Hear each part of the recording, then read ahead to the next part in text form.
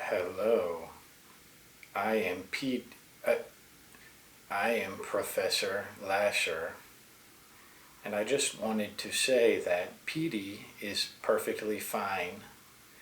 Everything with Petey is okay. We love Petey.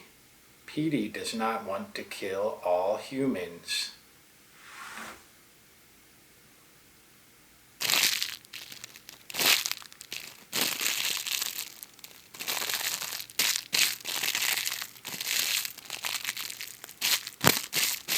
We love Petey.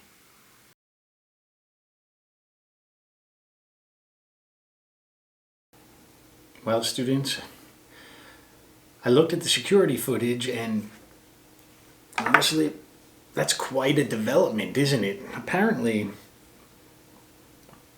PD, let's call him Ship because I don't think that's really Pete. I don't think the ship really wants to be called PD. I think the ship was infected by some sort of bioelectronic alien intelligence or something like that, which caused the ship to behave in a certain way that would push it into getting a body so that that alien intelligence could inhabit a human body. Needless to say, my assistance in that matter is highly illegal and I should probably go into hiding or else, yeah, galactic torture chamber for me. Whoops. Or I'm going to hunt down that body, get the intelligence out, banish that alien, the other alien intelligence, put it back in my ship, we'll be good to go. The problem here is that with ship being taken over by the alien intelligence and then put into the body, I can't voice control the ship, which means no more instant coffee and I mean a lot of other problems. But that's our next step. Until then, though, let's talk about reported speech section 2, shall we? Okay, I didn't mention this the first time because this second reported speech is more about spoken or informal speech, and that's not really what our class is about, but it's still important enough. I want to talk about it a little bit. First, when we are reporting someone's speech by speaking, we do not necessarily have to change the verb tense. It depends. Why? Well, because we can make an inference. Like, for example, if I say, I like pizza, and then, a student would say, Professor Lasher said he liked pizza. That's because when we do it formally, it's because we don't want to make the assumption that the status of that statement has not changed. However, in a lot of cases, we know that it hasn't changed. If I say, I like pizza, I'm going to like pizza tomorrow too, right? So you could informally, you could say, Andy likes pizza. Andy said he likes pizza. It makes a lot of sense, doesn't it? Or if I say I'm hungry, and then 5 minutes later you're like, oh, Andy said he's hungry. My hunger hasn't changed in 10 minutes. I haven't eaten anything. I'm right there, So informally, we don't always have to change the verb tense. And I mean, even formally, if we can kind of prove that factually it's not going to change, we don't necessarily have to change the verb tense. It's better in writing and informal situations to change the tense to be certain, but you don't always have to. Okay, now let's talk about reporting speech from questions. This is more informal, right? So if I said, where do you live? Then you would say, Andy asked where I live. We change the tense the same way, which I'm not going to go through again because it takes a while. We keep the question word, but the difference is when we're reporting it, it's not a question anymore. So we need to change the grammar to make it into a positive sentence. So how do I do that? Since the direct question is in the present simple tense, we make a present simple question with do or does. You need to take that away, right? Where do you live?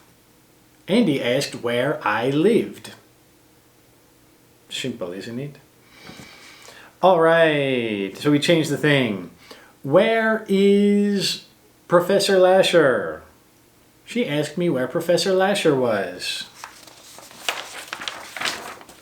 Pretty simple, right? So the direct question is the present simple of be, and then we make the question form of the present simple of be by inverting the subject and the verb. So, for example, where is Andy's office? She asked me where Andy's office was. As you see in the question, where stays the same, and then is the verb. Where is Andy's office? And then when we report it, she asked me where Andy's office was. As you notice, the verb and the noun switch, right? What are you doing?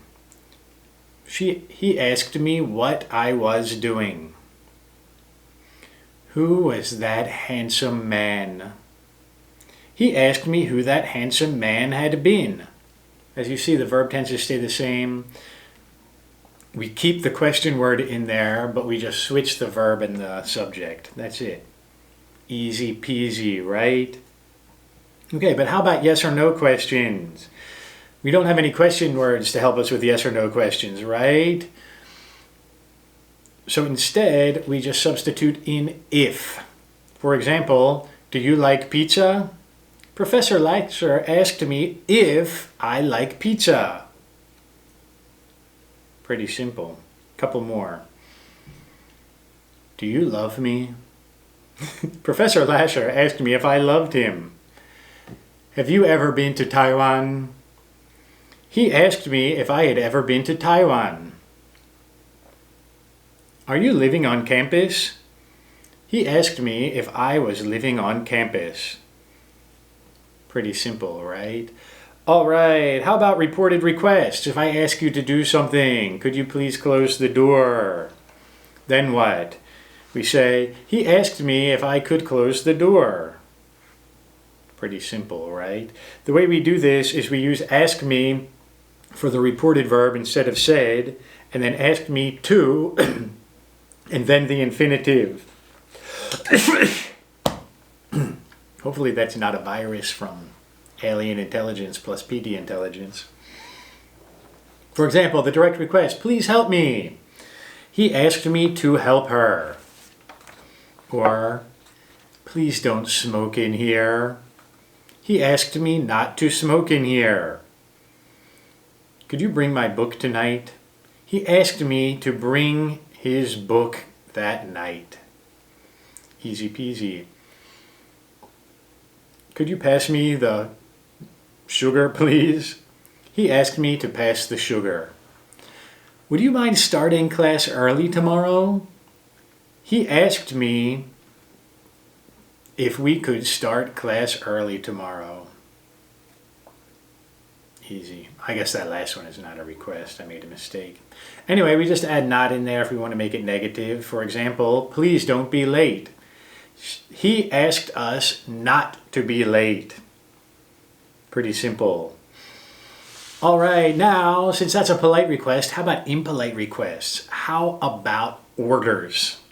For example, if I say sit down, we use the verb tell as the reported speech word, right? Professor Lasher told me to sit down. Go to bed. I have kids, I say that 1,000 times a day. Professor Lasher told his son to go to bed. Hey, don't worry. I say this to my students all the time too. Professor Lasher told her not to worry. Be on time. I say this one all the time too. He told us to be on time. All right, pretty easy. Now, let's talk about time expressions very quickly, because when we report the time, we have to change it, right? Informally, if we know exactly, like if I say I am going to Seoul tonight, and you're reporting it today, you could use tonight. But sometimes it changes, right? So if I say, I'm leaving today, then you would want to report it as that day. Professor Lasher said he was leaving that day, right? To make sure that whenever we say it in the future, it's still going to be accurate. So, let's say today is Wednesday, and I say, I'm leaving today. So, if you tell someone that same thing on Wednesday, you would say, Andy said he was leaving today. But if you say it on Thursday, we could use yesterday, right? Andy said he was leaving yesterday. If we use Friday now, it's 2 days ago. So we would say, Andy said he was leaving on Wednesday. And then if it's way in the future or you just don't want to be super specific, you use that day. Andy said he was leaving that day. Pretty simple, isn't it?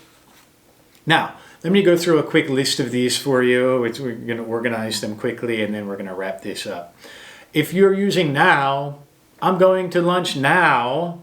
When you report it later, of course now is past, you would use then or at that time. I'm going to lunch now.